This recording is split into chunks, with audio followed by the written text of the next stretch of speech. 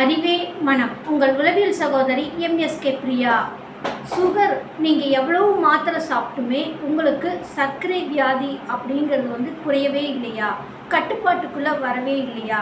அப்போ இது கட்டுப்பாட்டுக்குள்ளே வர்றதுக்கும் திரும்ப நம்மளை கண்ட்ரோலாக எப்படி வச்சுக்கிறதுக்கும் அப்படிங்கிறதுக்கும் உங்களோட உணர்வுகளும் உணர்ச்சிகளும் தான் காரணம்.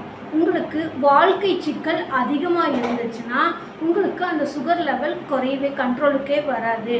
அப்போ மருந்துகள் எடுத்தாலுமே உங்களுக்கு சமநிலைக்கு வரக்கு ரொம்ப சிரமமாக இருக்கும். உணர்வும் உணர்ச்சியும் தான் உங்களை தூண்டுமே தவிர மருந்து ஒரு முறை வேலை செய்தாலும் உங்களோட உணர்வும் உணர்ச்சியும் நீங்கள் சமநிலைப்படுத்திட்டு வந்தால் சுகர் போன்ற பாதிப்பிலிருந்து உங்களை நீங்கள் பாதுகாத்து இயல்பான வாழ்க்கையை வாழ முடியும்.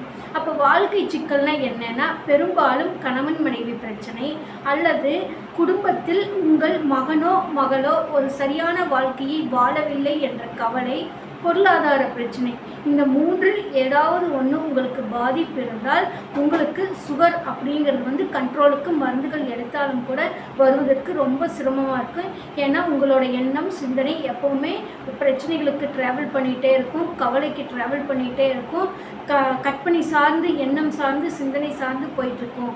இதை முறைப்படுத்துவதற்கும் வழிப்படுத்துவதற்கும் உளவியல் வழிகாட்டுதல் உங்களுக்கு வழிகாட்டுதலாக இருக்கும்.